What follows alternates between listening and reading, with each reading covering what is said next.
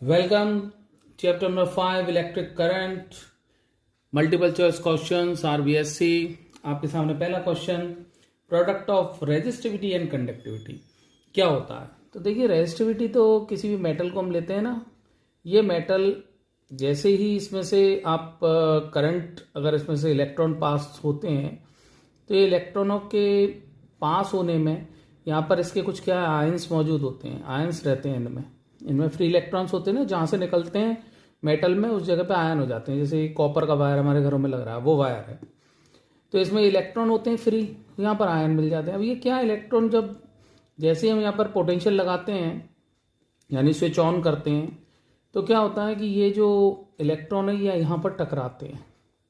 तो इसकी टकराने की वजह से ये इलेक्ट्रॉन एकदम से स्विफ्टली एक से दूसरी जगह पर नहीं जा पाते। तो इस फिनोमेना को हम बोलते हैं रेजिस्टिविटी, जो कि डिपेंड करता है डिफरेंट टाइप ऑफ सब्सटेंसेस पर। जैसे हमने लिया कॉपर, तो कॉपर ले लिया, और एक ले लो आप सिल्वर, तो सिल्वर में टकराना बहुत कम होगा, तो हम उसमें बोलेंगे कि रेजिस्टिविटी उसकी क्या होगी, सबसे कम होगी। तो जब कम होगी तो इसका मतलब ये चल के यहां से यहां जाएंगे, तो इसको बोलते हैं कंडक्टिविटी, यानी कि स्मूथली एक से दूसरी जगह तक चले जाना। तो कब ये एक से दूसरी जगह पर जा पाएंगे, जब यहां पर टकराए नहीं।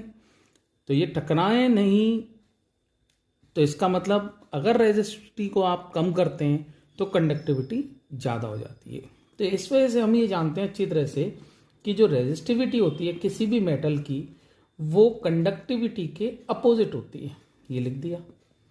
और इस क्वेश्चन में पूछा गया इन दोनों का मल्टीप्लाई कराइए। तो जैसे ही आप इन दोनों का मल्टीप्लाई कराते हैं, प्रोडक्ट करते हैं इन दोनों का, तो वो आता है 1। इसमें अगर हम ऑप्शन देखते हैं तो 1 का जो हमारे पास में नजर आता है वो है डी। तो आंसर हो जाएगा हमारा none of this. Question number 2 को देखते हैं। 2 वायर हैं, उनकी शेप जो है एक जैसी है। ये लीजिए, 2 वायर ले लेते हैं, इनकी एक जैसी शेप ले लेते हैं। ये लीजिए, मतलब शेप का कि जो क्रॉस सेक्शन एरिया है दोनों का सेम। इन दोनों को क्या किया गया है कि इन दोनों को सीरीज में जोड़ा गया है। ये देखिए, सीरीज में हमने लगा दिया। अब ये वायर डिफरेंट मटेरियल की हैं। कैसे पता चला कि ये ρ1 है, इसकी रेजिस्टिविटी, और इसकी रेजिस्टिविटी ρ2 है। ठीक है, रेजिस्टिविटी समझते हैं।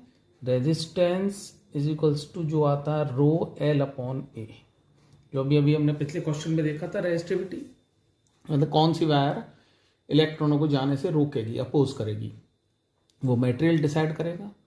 यानी कि जो कॉपर होता है और चांदी होता है, यानी सिल्वर है, तो सिल्वर बहुत कम रोकती है। तो यहाँ पर इसलिए ये 2 वायर्स अलग अलग हैं, तो इनकी रेजिस्टिविटी भी अलग अलग होगी। तो ये रेजिस्टिविटी का रेजिस्टेंस के साथ में फॉर्मूला हमारे पास में ये है। अब बोल रहे हैं कि अगर इन दोनों को सीरीज में जोड़ते हैं तो इनकी जो रेजिस्टिविटी आएगी वो कितनी होगी। तो हम इसकी इक्विवेलेंट बना लेते हैं। इक्विवेलेंट देखो, ये दोनों वायरों को जोड़ेंगे तो ये इस तरह से वायर बन के आएगी ना। इतना पोर्शन 1 वायर का हो जाएगा, ये 1 वायर है, और इतना पोर्शन 2nd वायर का हो जाएगा। तो इसकी पूरी रेजिस्टिविटी तो हमें पता नहीं, तो इसकी रेजिस्टिविटी हम मान लेते हैं ρ है।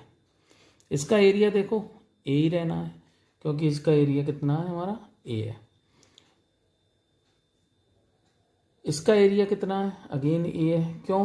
क्योंकि शेप सेम है। इसकी लेंथ अगर एल है तो इसकी लेंथ भी एल है। लेकिन अब जरा गौर से देखना, इसकी लेंथ कितनी हो जाएगी, यहाँ से यहाँ तक कितनी है, एक वायर की लेंथ एल, और यहाँ से यहाँ तक दूसरी वायर की लेंथ एल, तो ये लेंथ हो जाएगी 2L। ये थोड़ा सा हमें ध्यान रखना। अब जरा रेजिस्टेंस की हम अब आप इसमें रेजिस्टिविटी को हम डायरेक्ट ऐसे नहीं लिख सकते। अगर आपने लिख दिया R ρ1 + ρ2 तो आप गलत हो जाएंगे। क्यों? क्योंकि हम रेजिस्टेंस को ऐसे लिखते हैं, R = R1 + R2, और R क्या होता है, ये इक्विवेलेंट होता है इसका रेजिस्टेंस। अब मैं क्या रेजिस्टेंस का फॉर्मूला लगाऊंगा यहाँ पर, इन दोनों इस इक्वेशन में फॉर्मूला लगा के इसमें फिट करेंगे। तो देखो, R1 का फॉर्मूला लगाता हूँ। यहाँ क्या लिख दूंगा, R1, और ये हो जाएगा L और A, और यहाँ हो जाएगा ρ1। L1 A1 क्यों नहीं लिखा? क्योंकि हम पहले ही बता चुके हैं कि जो रेजिस्टिविटी है वो डिफरेंट है, वायर की शेप सेम है। इन दोनों वायर्स को जिनको जोड़ा गया उनकी शेप अगर सेम है तो एल लिखेंगे, ए लिखेंगे, तो उसके लिए भी एल और ए लिखेंगे। इन वैल्यूज को लिख देता हूँ यहाँ, ρ1 एल अपॉन ए प्लस R2 की बजाय ρ2 एल अपॉन, ये एल है, एल अपॉन ए। अब जरा आर किसका है, इसका ही तो लिखना है हमें आर, ये इक्विवेलेंट बनेगी इन दोनों को जोड़ के। ये आर कितना हो जाएगा, रो जो कि मैंने इसका माना हुआ है अपॉन ए, क्रॉस सेक्शन एरिया सेम है लेकिन लेंथ कितनी हो जाएगी अब 2L। अब जैसे इस इक्वेशन में रखेंगे एल से ये एल कटेगा, ए से ये ए कटेगा, तो रो जो आएगा वो आएगा ρ1 प्लस ρ2 अपॉन ये 2 का डिवाइड होगा, तो ऑप्शन हमारा हो जाएगा इसमें से सी। नेक्स्ट क्वेश्चन को देखते हैं, क्वेश्चन नंबर 3। इसमें एक कंडक्टिंग रेजिस्टेंस लिया हुआ है, मींस रेजिस्टेंस जो बनाया हुआ है आपने वो किसका बनाया हुआ है, एक वायर का। वायर कैसी है, कंडक्टिंग है। ये कंडक्टिंग वायर है, इसको क्या किया गया है, बैटरी के साथ में लगाया, कनेक्ट किया है। ये लीजिए बैटरी के साथ में कनेक्ट कर देते हैं। फिर आगे बोला गया है कि इसमें temperature of conductor is decreased by the process of cooling. यहाँ कुछ इसको ठंडा करने का इंतजाम करा दिया, इस वायर को हमने क्या कर दिया, कूल कर दिया इस रेजिस्टेंस को। तो रेजिस्टेंस को क्या कर रहे हैं, कूल कर रहे हैं, किसी भी प्रोसेस से इसको रेजिस्टेंस को ठंडा किया। तो अब ये पूछ रहे हैं कि इसमें जो करंट होगा उसके ऊपर क्या इफेक्ट पड़ेगा, सेम रहेगा, बढ़ेगा, घटेगा, या जीरो हो जाएगा। तो देखो हम अच्छी तरह जानते हैं V = IR होता है। इसका मतलब जो करंट होता है वो रेजिस्टेंस के अपोजिट होता है, ठीक है। रेजिस्टेंस अगर आप बढ़ाएंगे तो करंट क्या हो जाएगा, डिक्रीज होगा, एंड वाइस वर्सा। और रेजिस्टेंस को आपको अच्छी तरह से ध्यान रखना है, रेजिस्टेंस का टेम्परेचर के ऊपर क्या इफेक्ट है। यहाँ इसको कूल कर रहे हैं तो हमें ये पता होना चाहिए जो मेटल का रेजिस्टेंस है, मेटल का रेजिस्टेंस टेम्परेचर के साथ में इंक्रीज होता है। याद रखिएगा इस बात।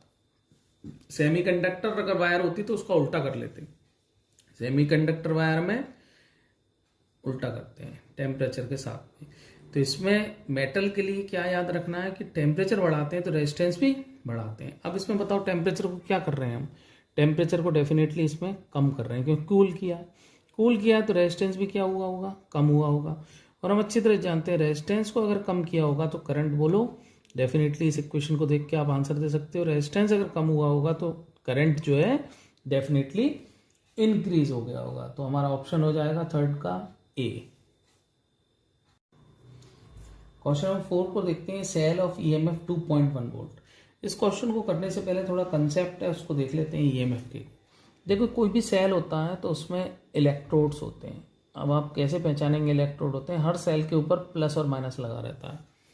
ये सेल जो है सपोज हमने ये टॉर्च में डाला हुआ है, तो जब हम टॉर्च में डालते हैं सेल को तो यहाँ पर एक बटन होता है टॉर्च का।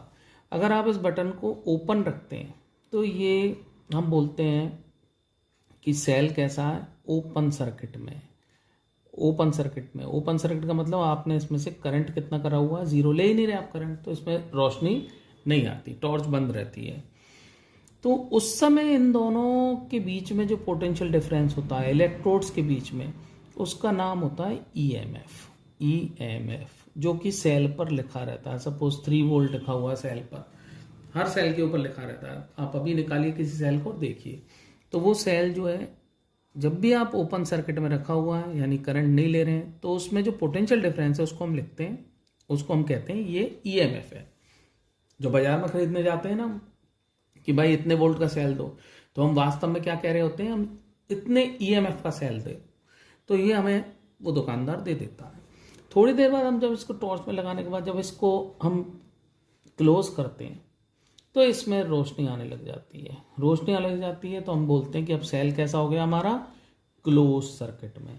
और जब ये क्लोज सर्किट में हो जाता है तो ध्यान रखिएगा ये इन दोनों के बीच में जो पोटेंशियल होता है इलेक्ट्रोड्स के बीच में, जब सेल क्लोज सर्किट में यानी कि करंट उस समय नॉट इक्वल टू जीरो, यानी आप करंट ले रहे हैं, उस समय जो पोटेंशियल डिफरेंस होता है उसको हम बोलते हैं टर्मिनल वोल्टेज, जो डेफिनेटली ईएमएफ से कम होता है। ध्यान रखिएगा इस चीज को। तो इसकी इन दोनों के बीच में एक रिलेशन होता है। वो रिलेशन क्या होता है आपको ध्यान रखना है। जो टर्मिनल वोल्टेज होती है, जब सेल से आप करंट ले रहे हो उस समय E माइनस आई आर होती है। I तो वो करंट है, E यहाँ पे EMF है किसी भी सेल का, V टर्मिनल वोल्टेज। अब ये स्मॉल r क्या है? स्मॉल r इसके अंदर का रेजिस्टेंस होता है, सेल के अंदर। अब आप कहेंगे सेल के अंदर रेजिस्टेंस कैसे आया?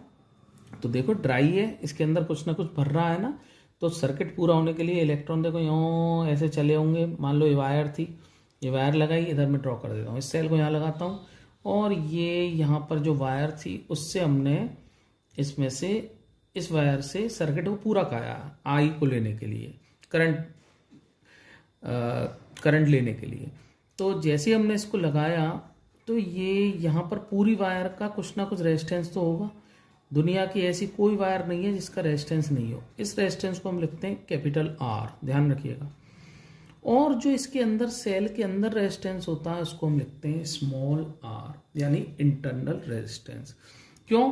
क्योंकि देखो यहाँ से करंट गया यानी इलेक्ट्रॉन गए, ऐसे इलेक्ट्रॉन जा रहे हैं, ये गए यहाँ से क्रॉस होते हुए यहाँ आए और अंदर भी तो जाएंगे। इसमें अंदर जाने में तो अंदर इसके जो भर रहा है वो उसको रोकेगा, इसलिए इसको हम बोलते हैं कि हर सेल के अंदर एक इंटरनल रेजिस्टेंस होता है। बहुत बार नेग्लिजिबल हम मान लेते हैं, वो अलग बात है।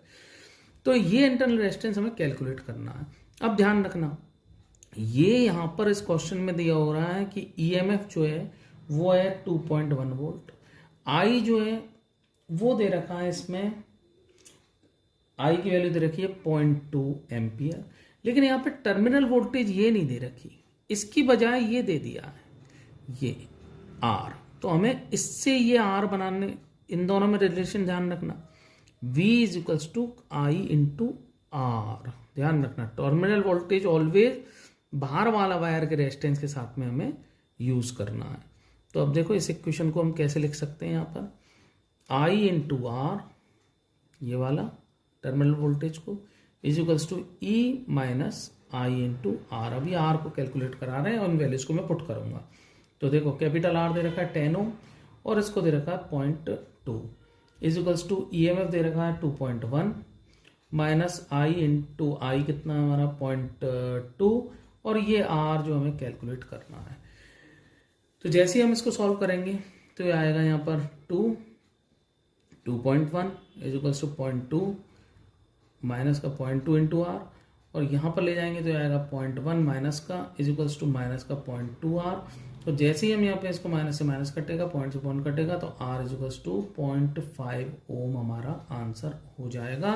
अब दोबारा मैं आपको चलते चलते इसमें एक बात ध्यान दिला देता हूँ। टर्मिनल वोल्टेज निकालनी है ऑलवेज बाहर जो रेजिस्टेंस है उसको इस्तेमाल करते हुए, और ये कंडीशन होती है कब? जब हम सेल से करंट ले रहे होते हैं। बहुत बार क्या होता है, सेल को करंट भी दिया जाता है, कभी आपने देखा सेल को करंट देते हुए? जब आप चार्जिंग करते हैं, जब चार्जिंग में लगाते हैं तो सेल को आप करंट दे रहे होते हैं। उस समय आपसे पूछें, अगर क्वेश्चन में, ये क्वेश्चन तो हमारा हो चुका, अगर पूछें कि जब सेल को चार्ज किया जाए तो इक्वेशन कैसे होगी? इक्वेशन में यहाँ पर बस प्लस लगा देना। ध्यान रखिएगा इस चीज को, यहाँ पर प्लस यूज किया जाता है। ये डिस्चार्ज करने की इक्वेशन है, ये चार्ज करने की इक्वेशन है। सवाल में कहेंगे कि चार्ज करने की इक्वेशन लगा तो ये लिखनी है, अदरवाइज ऑलवेज ये इक्वेशन हमें यूज करनी है। क्वेश्चन नंबर 5 में इस तरह से आपको एक ग्राफ दिया हुआ है, ये I और यहाँ पर लगाया हुआ है इन्होंने V, और यहाँ लगाया हुआ T2 और यहाँ लगाया हुआ T1। अब इसमें पूछ रहे हैं कि कौन इनमें से बड़ा है, T1 और T2 में से कौन बड़ा है। तो देखो जरा, ये मेटल के कर्व है, किसी मेटल के ऊपर लिया गया कर्व है। तो मेटल में आप अच्छी तरह समझ जाओ कि रेजिस्टेंस अगर बड़ा है तो टेम्परेचर भी डेफिनेटली बड़ा होगा। तो हम इसमें सीधा इसमें क्या है, हमें रेजिस्टेंस फाइंड कर लें। तो रेजिस्टेंस जिसका बड़ा होगा वो टेम्परेचर भी बड़ा होगा। ये बात समझ में आई? अब रेजिस्टेंस कैसे फाइंड करें, सवाल तो ये है। तो रेजिस्टेंस के लिए आपको ध्यान रखना है, देखो जरा इसको लेता हूं मैं, इसमें जैसे ही हम लगाते हैं यहाँ पर V equals to I R होता है, ये देखिए आई आर। अब यहाँ आई को यहाँ पर ये इसके लिए आई ये मान लेते हैं, कितना I1 मान लेते हैं, और इसके लिए यहाँ पर आई डेफिनेटली कितना होगा I2 होगा, ये बड़ा हुआ होगा कि नहीं। तो आप जानते हैं इस चीज़ को अच्छी तरह से कि जब करंट बढ़ता है तो रेजिस्टेंस क्या होता है, डाउन होता है, पता है ना आपको। V करंट और इन दोनों में कैसा रिलेशन है, इनवर्स का। तो अगर R बढ़ेगा तो I क्या होगा, कम होगा, ठीक है। तो इनमें देखो I कौन सा कम है, I हमारा I1 वाला कम है। तो I1 वाला कम है तो इसका मतलब इसका रेजिस्टेंस ज़्यादा है, और हमने इस बात को देख रखा है कि रेजिस्टेंस जब बड़ा होगा तो टेम्परेचर भी बड़ा हुआ होगा। देखो इसके लिए तो मैं लिख देता हूँ R1 और R2 लिख लीजिए, चलिए इसको R2, और इसके लिए लिख लेता हूँ R1। अब देखो जरा R2 हमारा डेफिनेटली ग्रेटर है R1 से। कैसे पहचाना, देखो ऐसे पहचाना, करंट आपको नजर ही आ रहा है, इसके लिए इतनी वोल्टेज पर करंट है हमारा कम, और इसके लिए इतनी वोल्टेज पे करंट है हमारा ज़्यादा। तो करंट ज़्यादा कब होता है, इस फॉर्मूले से देख लो, जब रेजिस्टेंस कम होता है। इसका मतलब I2 के साथ में ये वाला जो रेजिस्टेंस है वो कम है और R2 का रेजिस्टेंस ज़्यादा है। ये तो लिखा है हमने, R2 का रेजिस्टेंस बड़ा है R1 से, और जब R2 का रेजिस्टेंस बड़ा है R1 से तो डेफिनेटली इस इक्वेशन से कि R2 बढ़ा तो इसका मतलब टेम्परेचर भी बढ़ा। क्यों, क्योंकि R मेटल के लिए डायरेक्टली प्रोपोर्शनल होता है टेम्परेचर के। इसमें टेम्परेचर बढ़ाना है तो आपको R को भी बढ़ाना है। तो हम बोलते हैं कि जब वायर्स होती हैं अगर उनका टेम्परेचर बढ़ जाता है तो रेजिस्टेंस भी बढ़ जाता है मेटेलिक वायर्स का। ध्यान रखिएगा, थोड़ा कन्फ्यूजन हो सकता है।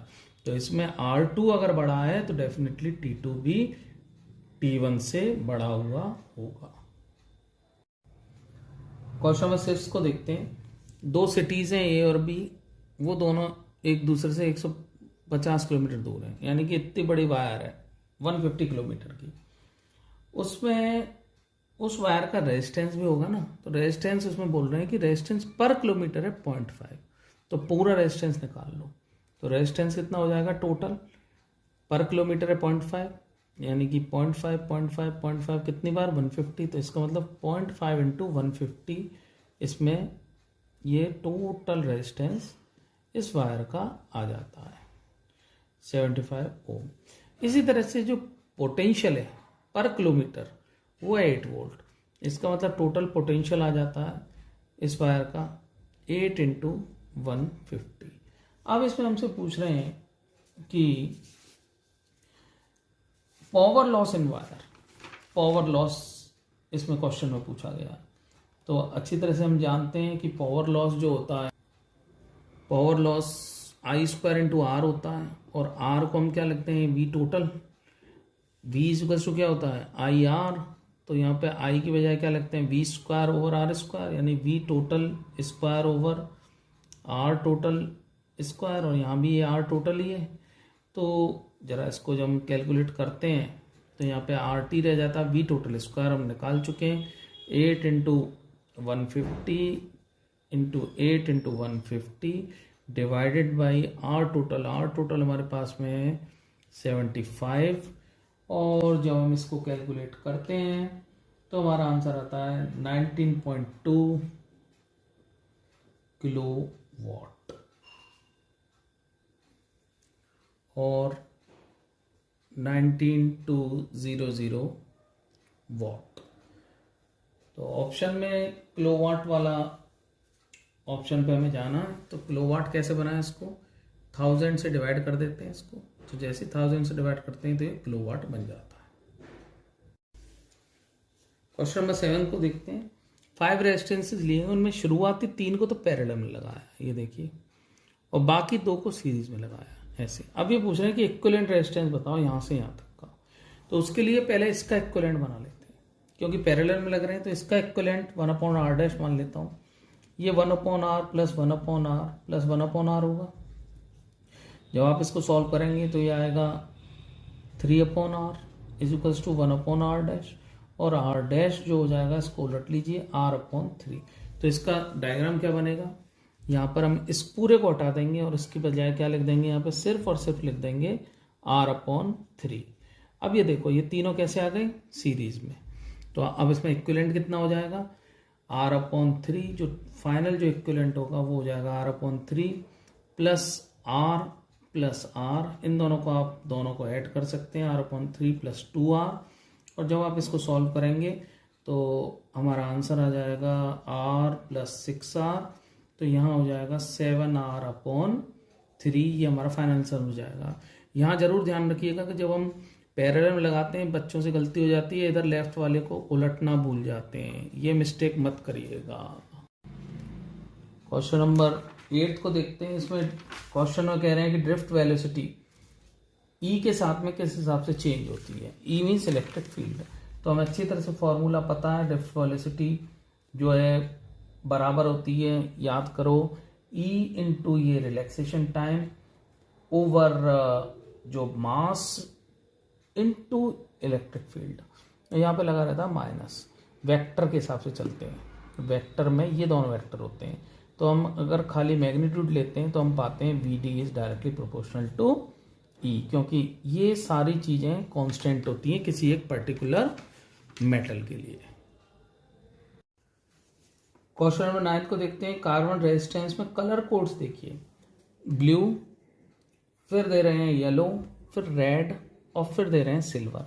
तो आप अच्छी तरह जानते हो कि शुरुआती दो जो होते हैं ये इसे सिग्निफिकेंट फिगर्स बताते हैं, रेजिस्टेंस की सिग्निफिकेंट फिगर्स बताते हैं, और ये थर्ड वाला जो होता है ना ये मल्टीप्लायर बताता है, इनटू में 10 की पावर समथिंग, और यहाँ पर जो ये लास्ट वाला ये बताता है टॉलरेंस को। तो अब हमें आपको ये टेबल का क्वेश्चन है, बिना टेबल देखे तो हम इसको कर ही नहीं सकते थे, तो ये टेबल मैं आपके सामने दिखाता हूँ। तो पहला है ब्लू, ब्लू के आगे देखो नंबर, सिग्निफिकेंट नंबर देखिए, पहला क्या लग रहा है ब्लू के आगे आपको तुरंत नजर आता है ब्लू, जैसे हम देखते हैं तो 6। येलो के आगे देखो, येलो को जैसे देखते हैं तो हमें नजर आता है 4। तो पहला तो नंबर हो गया 64। अब इनटू के साथ में थर्ड वाला देखो रेड के आगे, रेड वाले में 2 मत लिख देना, मल्टीप्लायर को देखना, क्योंकि इसमें थर्ड वाला कौन होता है मल्टीप्लायर। तो जैसे ही देख रहे हैं तो इसमें आ रहा है 10⁻²। अब लास्ट वाला जो सिल्वर है उसको देखना है हमें टॉलरेंस में, तो टॉलरेंस देखो सिल्वर की लास्ट में नीचे देखो 10%, तो इसको ऐसे ±10% करके लिख देते हैं। तो ऑप्शन हो जाएगा हमारा इसका कितना हो जाएगा, B. This one is our required answer. Question number 10 को देखते हैं। जब वायर को आप हीट कर रहे हैं तो इनमें से कौन सी क्वांटिटी चेंज नहीं कर रही है। ड्रिफ्ट वेलोसिटी को देखो, तो ड्रिफ्ट वेलोसिटी का फॉर्मूला तो तुम्हें अभी हमने देखा था, E/m इंटू ई। अब देखो हीट करने पर ये रिलैक्सेशन टाइम होता है ना, ये वेरी कर जाता है, ये रिलैक्सेशन टाइम डिफर कर जाता है हीट करने पर। तो डेफिनेटली वी डी जो है ये आंसर नहीं होगा हमारा। रेजिस्टिविटी ये तो मैं आपको पहले बता चुका हूँ। रो है, जब रेजिस्टेंस चेंज होता है हीट के साथ में, टेम्परेचर के साथ में, तो रेजिस्टिविटी भी 100% चेंज हो जाती है, तो ये आंसर भी नहीं होगा।